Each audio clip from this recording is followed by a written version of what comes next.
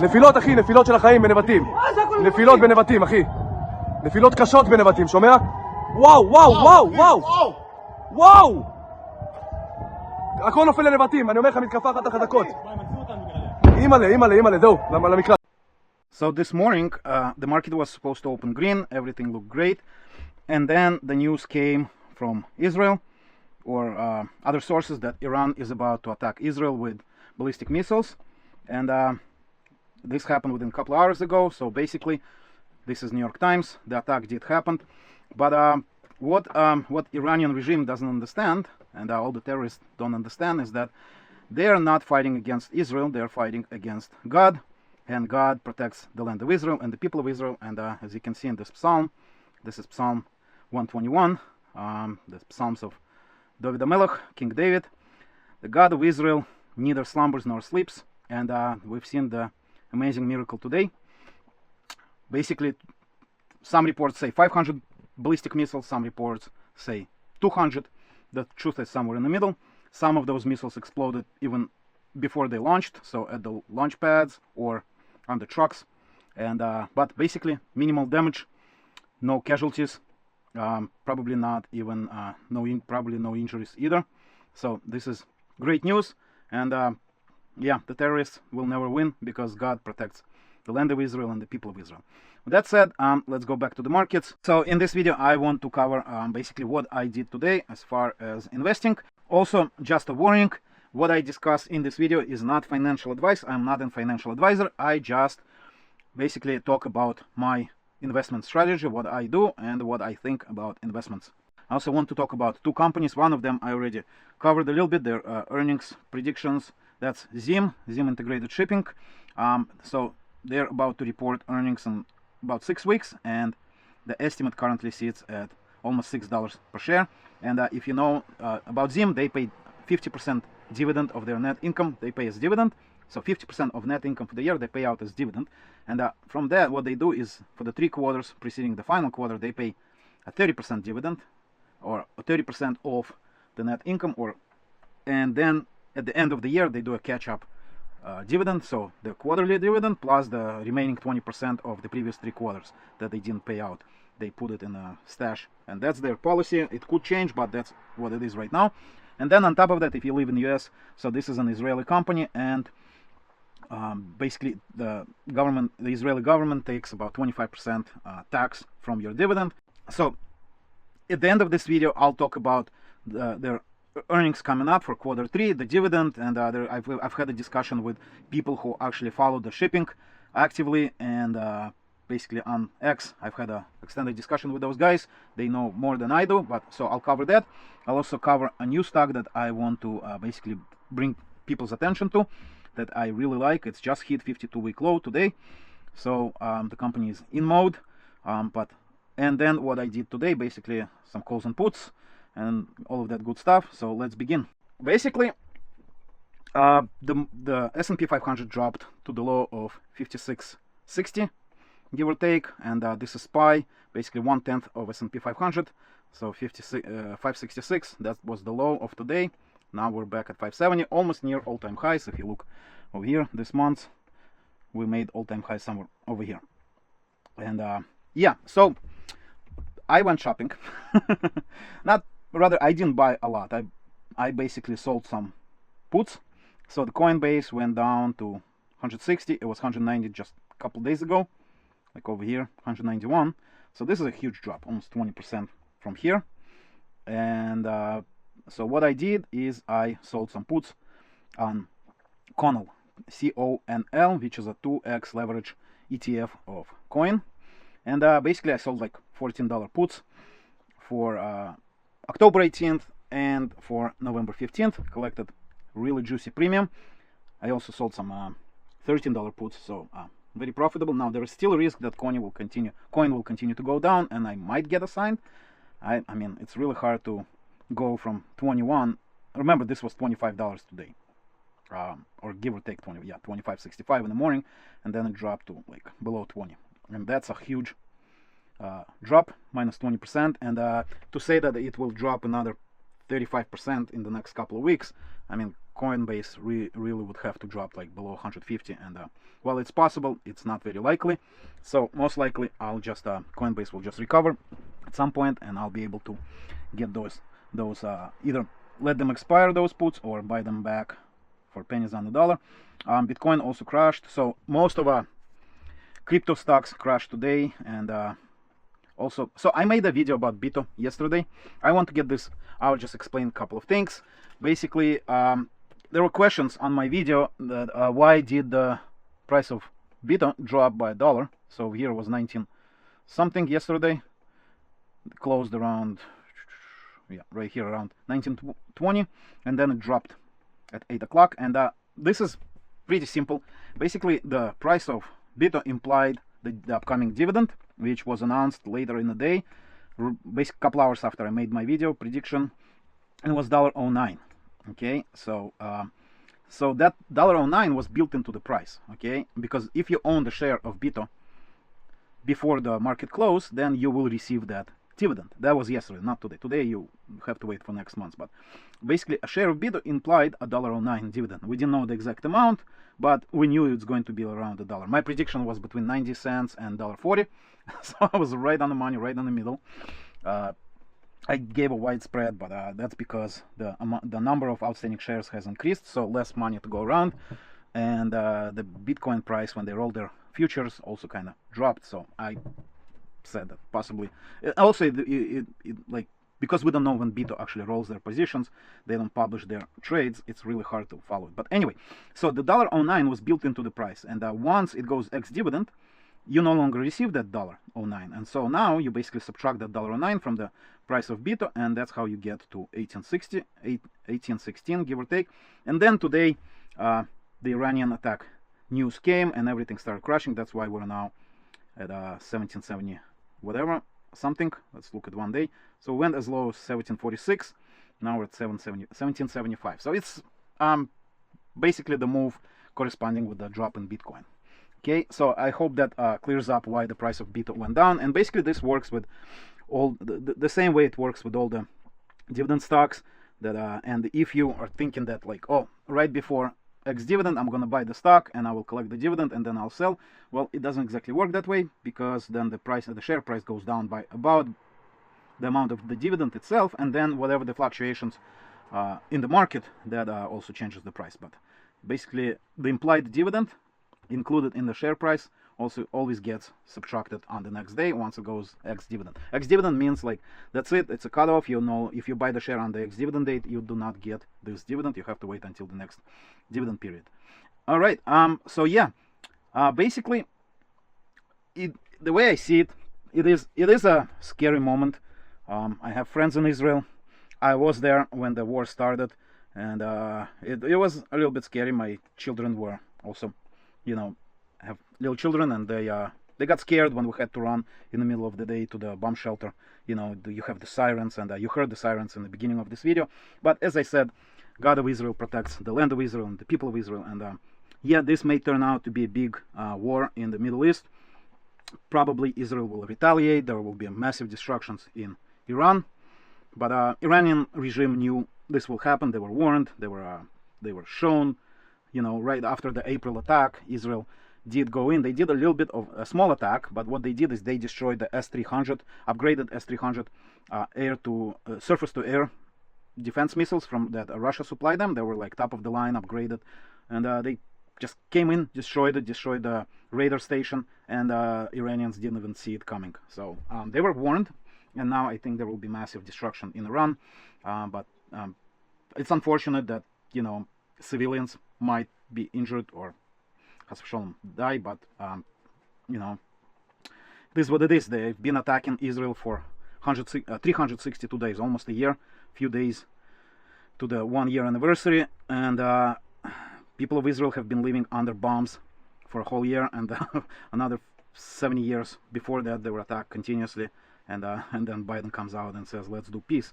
You know, when you have thousands of rockets for a whole year falling on your roofs, it's not fun. Anyway, not political, not about the war, but the markets, they're doing fine right now. They're recovering. It's still down. My portfolio is down 2% today, but I saw that as a buying opportunity. or rather put selling opportunity, because at this point I don't want, for example, CONL or CONL, I don't want to own it at $21, but at $14 I am more than willing to have a few shares, and then I'll be able to sell calls and maybe sell some more puts. If the price goes down that low, it will be a put shopping or put selling season. And I mean, what's the likelihood it will go to, say, $12? Highly unlikely. Possible, but very unlikely, especially in a short period. It's only like half of my position is 2 weeks away. The other one that paid a lot more premium, that's about 6 weeks away. So November 15th. Yeah, today is October 1st, so 6 weeks away, but the premium was very juicy, and I sold $13 puts, so it's even less likely that it will go down that low. And the time, so I'll just show you. I'll show you the puts. So right now it already recovered. So the $14 put, I sold it for like 35 cents. So that's $35 per contract for 2 weeks. That's 7%. No, not 7. Okay, so it's 2.5% return in 2 weeks. So annualize that. So we can see 0.35 divided by 14 or 13, whatever. So that's 2.5%, because if we multiply this by 100 and you multiply that by 26, that's because it's 2 weeks, there was 52 weeks in a year, 65% annual return. And because the way I look at it, CONL will go up pretty fast, I think, unless there's like more escalation in the Middle East and Bitcoin keeps crashing. I'll be able to buy this. So there is time decay on these puts, and basically if you look here, the theta, it basically goes down by about 3 cents a day. Okay, and that's almost 10% per day that it goes down. Again, we're only 2 weeks away from the expiration, and so this will be dropping in value very fast. I'll be able to buy it back, I'm thinking like 5 cents, maybe just let it expire. We'll see, but in a short period of time I think I'll close out this position. And if I have more market uncertainty, I'm keeping my dry powder ready and looking for deals. But another thing, guys, so I said that I want to talk about a stock that's very interesting. It's trading really low, and today it dropped significantly. The stock is INMD, INMD ticker.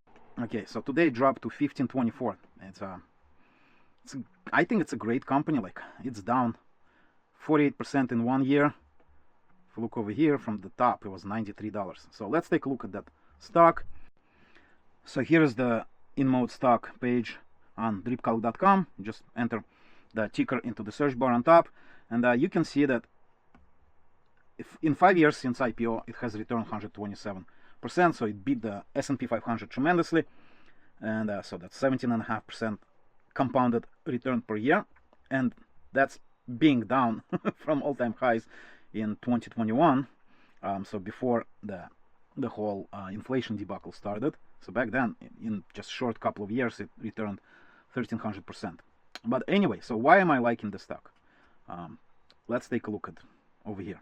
So the company has $729 million in cash and $5 million in debt. So basically, debt is non-existent almost, and it's trading. The current market cap is 1.32 billion.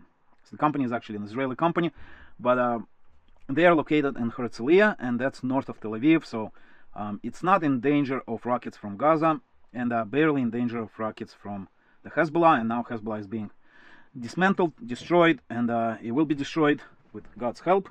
So physically, in terms of physical danger from the rockets, the company is not in danger. Their manufacturing facilities in the center of the country and north of Tel Aviv, and so most of the rockets are targeted at Tel Aviv when they go to the center.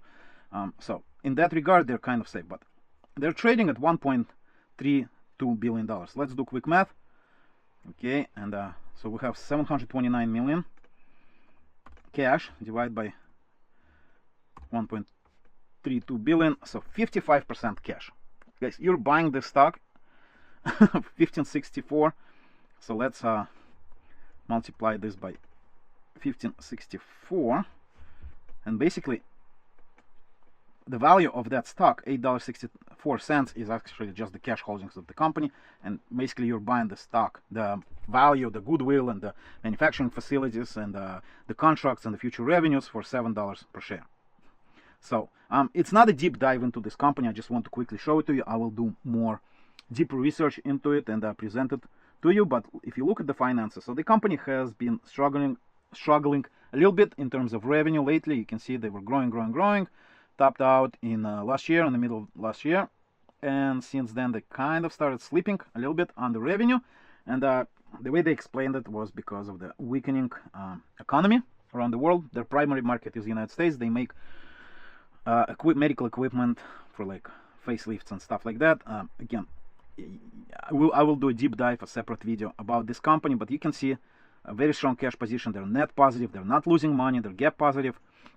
They have pretty small capital expenses. So 50. Well, I mean, relative to the revenue. So revenue was 86 million last quarter, and the capital all the expenses, capital, R&D, general administrative, sales and marketing, which sales and marketing is their biggest expense, 45 million. So combined, that's $51 million. So with taxes and everything, they net $24 million last quarter, last 2 quarters, give or take $24 million rounded. Basically, a company is gap profitable. They're doing some share buybacks a little bit, very small stock-based compensation relative, like it's less than 20% of free cash flow. You can see here $41 million free cash flow and only $5 million share stock-based compensation. And the PE on the company is incredibly low right now, below 10.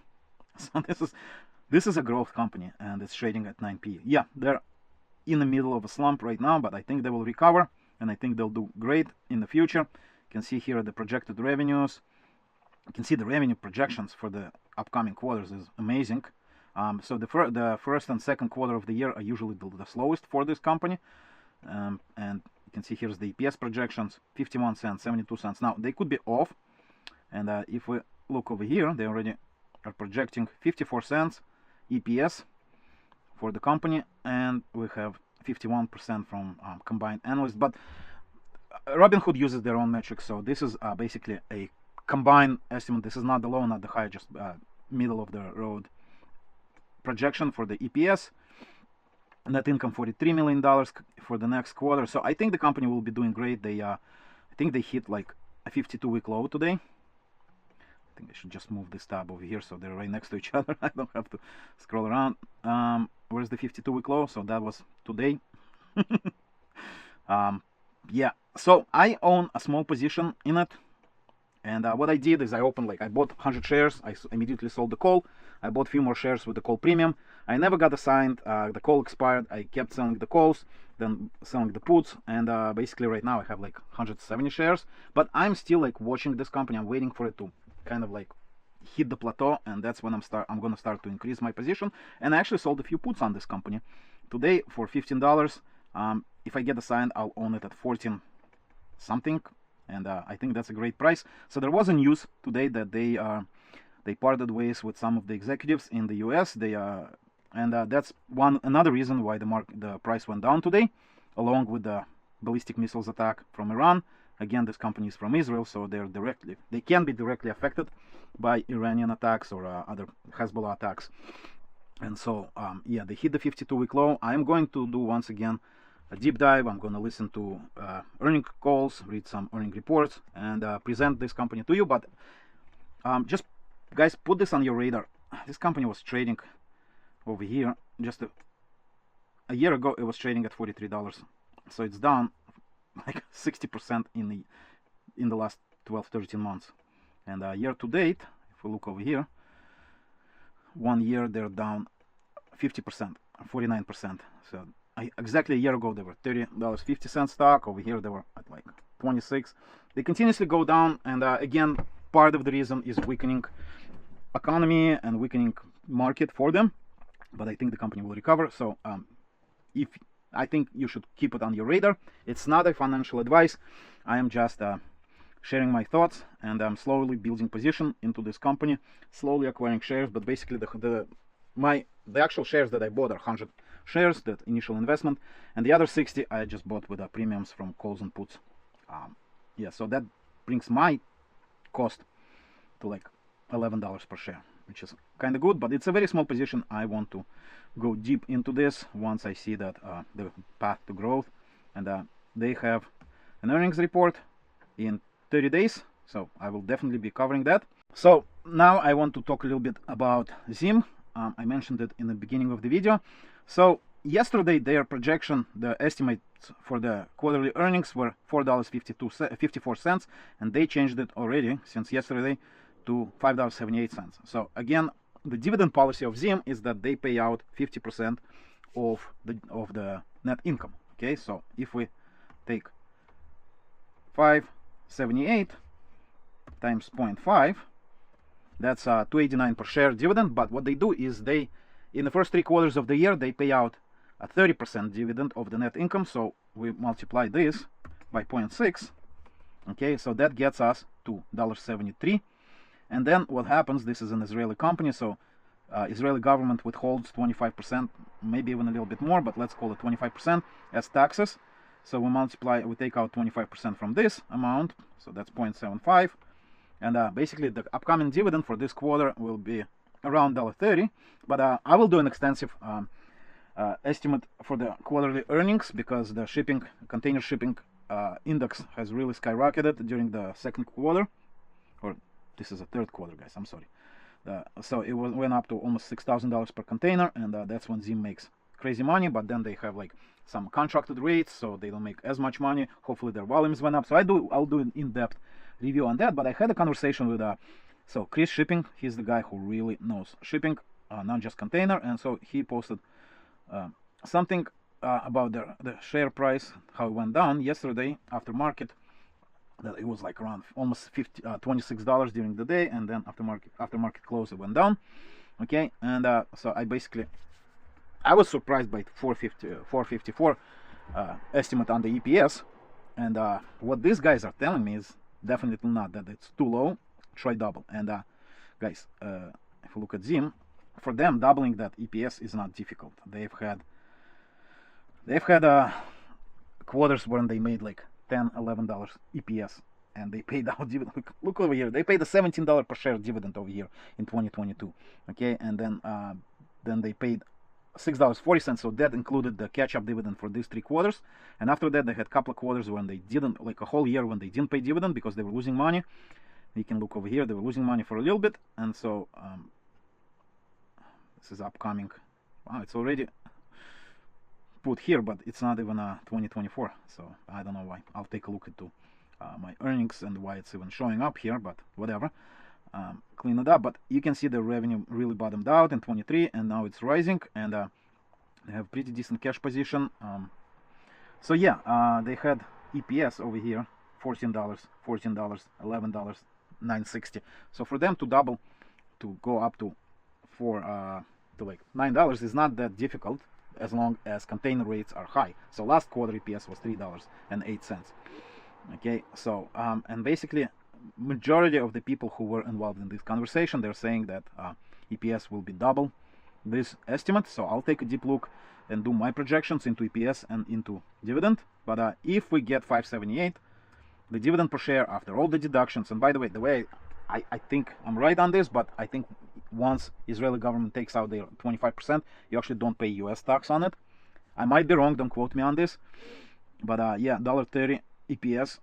If you bought this stock for $8 like a year ago, you're printing money.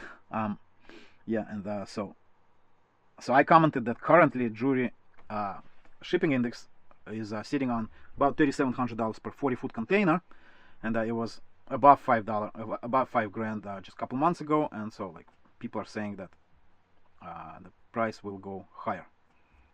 So yeah, that's another stock I want to talk about in the near future. I will make I have a month and a half basically to do that. There's plenty of time, so I'll publish that video soon. But yeah, guys, today was it was a great miracle from God, from Hashem, that there were hundreds of ballistic missiles firing at a tiny country. I mean, the country of Israel is less than the land of Israel is about the size of Massachusetts or Pennsylvania, give or take, just so you have an idea. And hundreds of ballistic missiles firing on that small plot of land. It was a real miracle from God, and there were no injuries, no casualties, minimal damage. Maybe like the reports are still coming in because this just happened a couple hours ago. Maybe there were some injuries, but as of last time I checked, there were nothing reported. Basically, it was an amazing miracle that hundreds of ballistic missiles and 0 damage, essentially. So yeah, basically, I don't think it was a great shopping season because the S&P 500 at the lowest point was like down 1.5%. If you just look at 1 month, we were down at 540 in the beginning of September, and then if you look at 3 months, in August we were like at 517.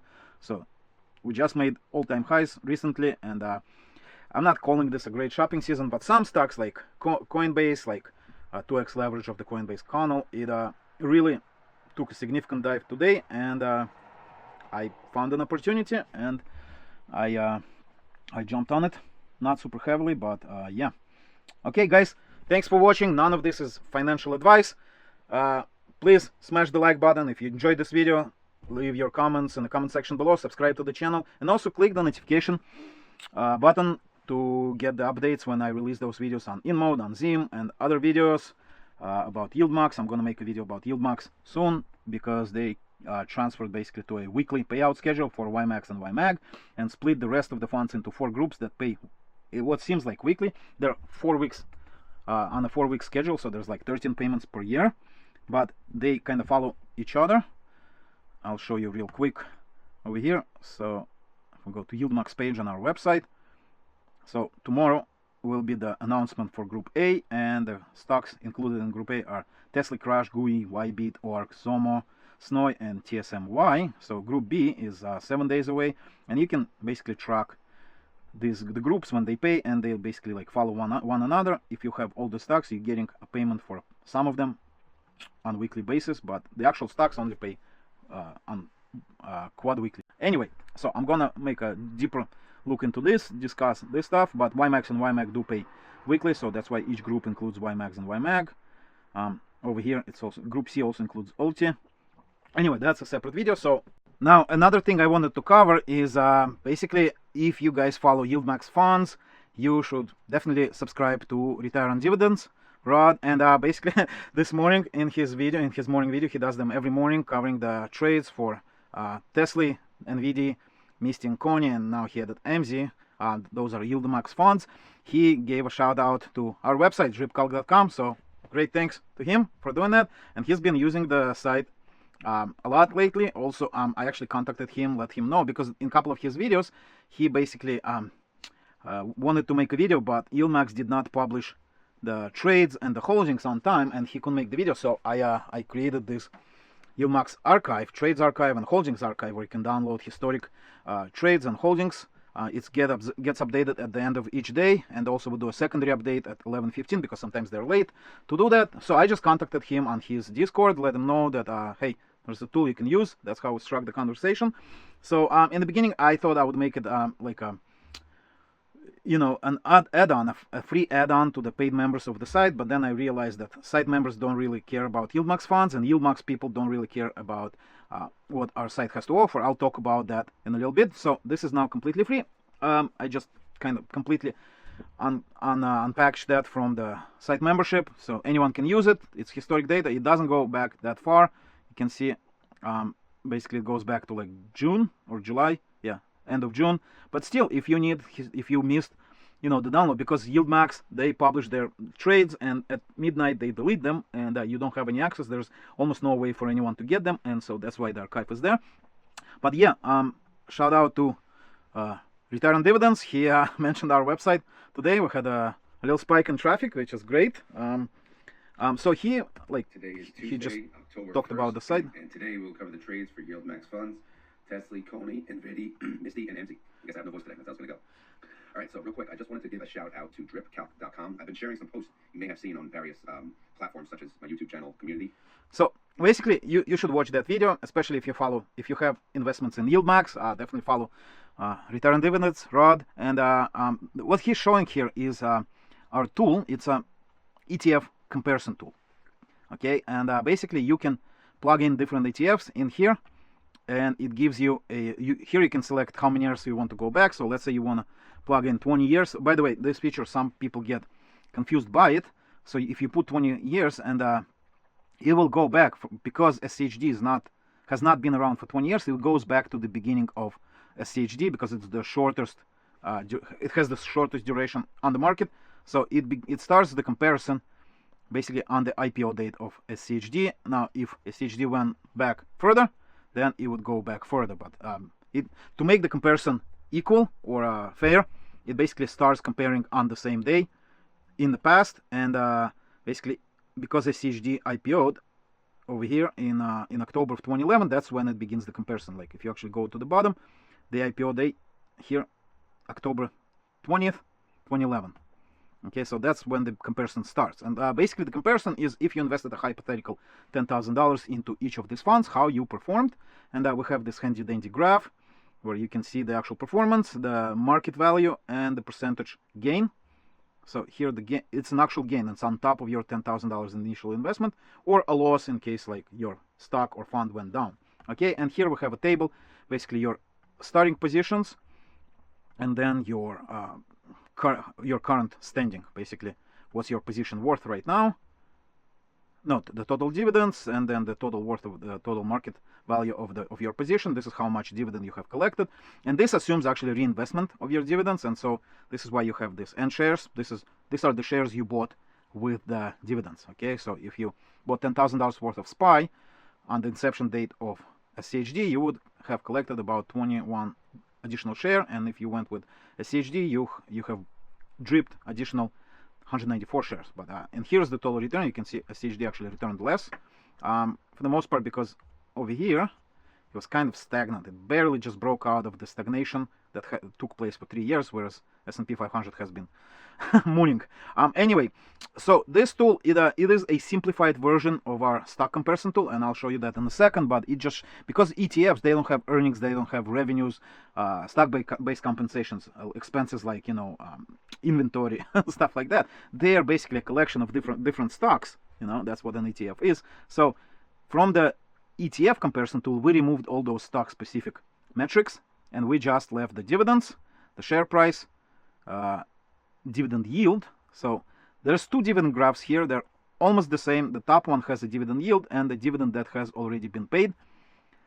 And that's how we can calculate the dividend yield, because if the dividend hasn't been paid, but we include that bar here, we don't know the price of that stock on the payment date, so we cannot calculate the yield.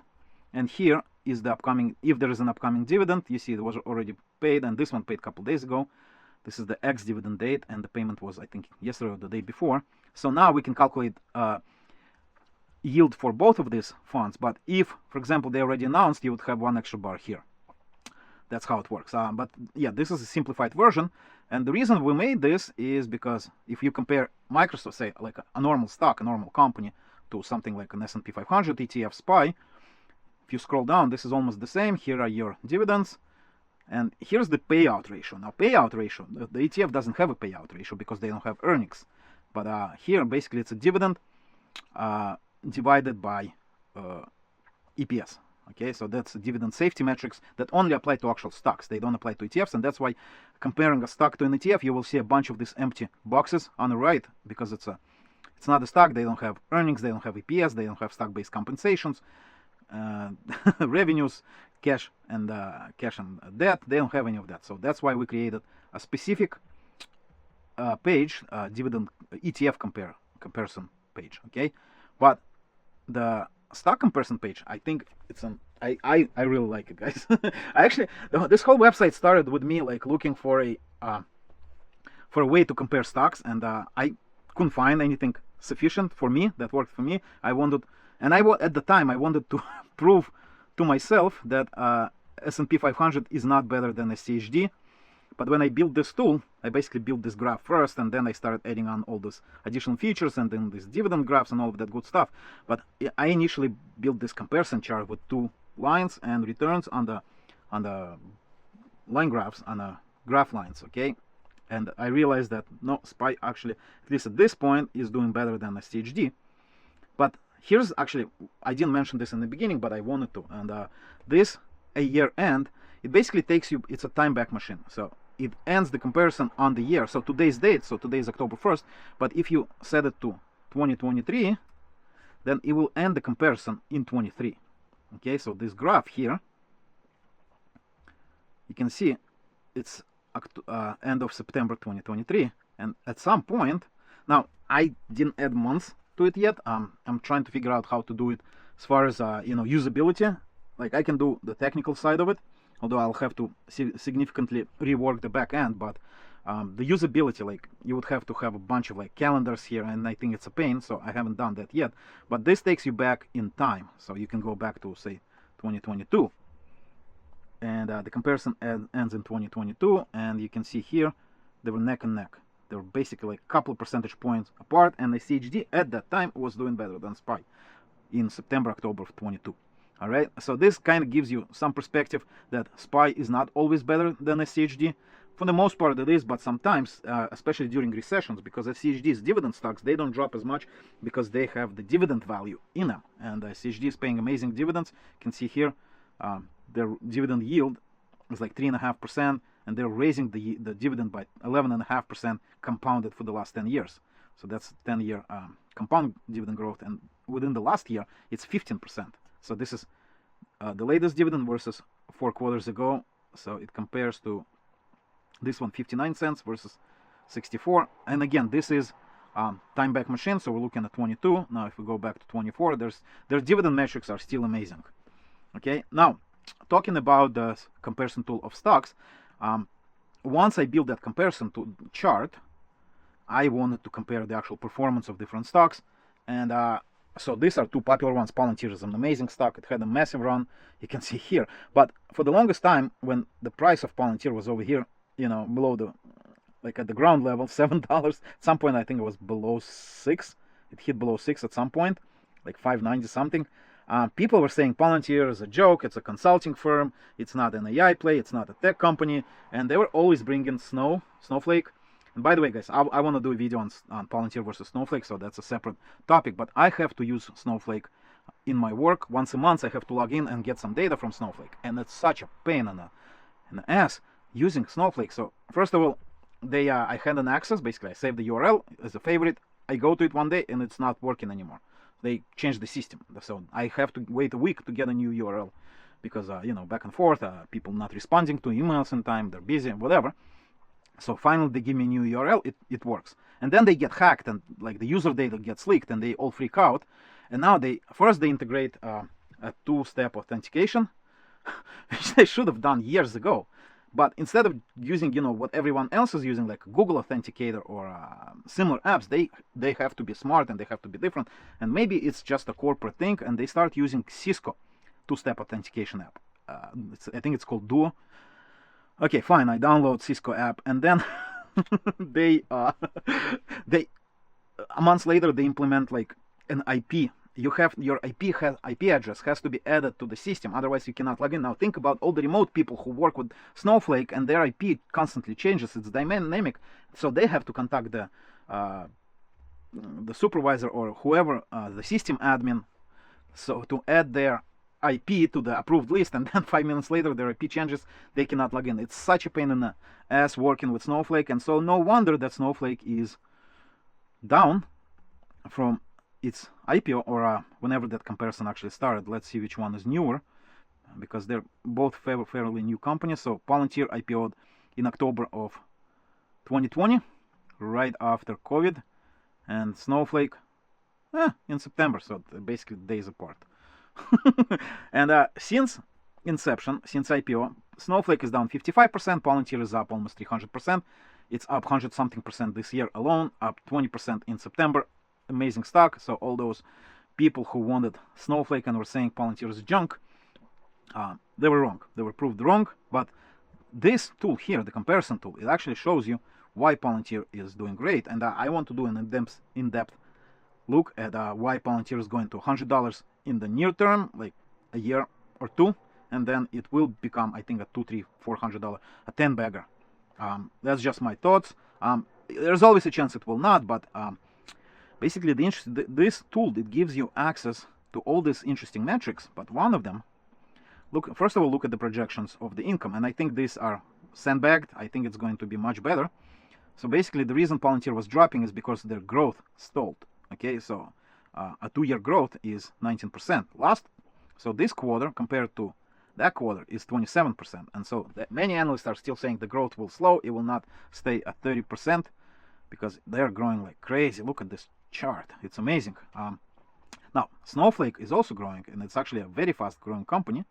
No, you look, they have data. Well, some of it is data pre-IPO, so we can't really rely on that. But their IPO was in October. But yeah, they're growing. Not that we cannot rely it. It's just like not counted into the share price pre-IPO. Okay, but look, the growth is amazing.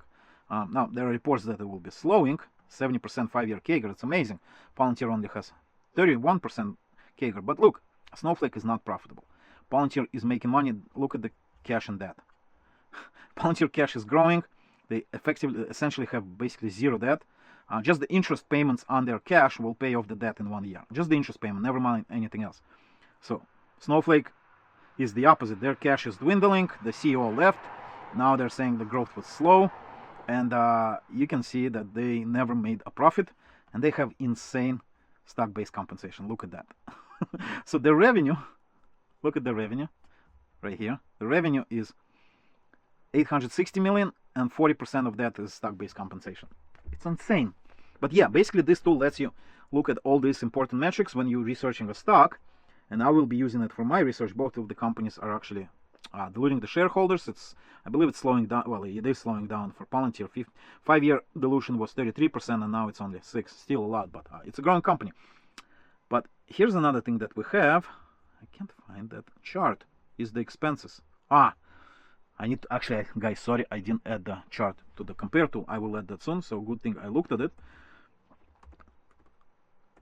Let me show you right here. That's why I kept scrolling around, like I can't find this expenses chart for some reason. I have a CapEx. I didn't add all these other metrics. So if we go over here, I have just the CapEx, and CapEx for Palantir is, I mean, it's big, but it's not the whole story. Okay, so I'll add, no, wait. What is this? 100? No, that's stock-based compensation. Here's CapEx.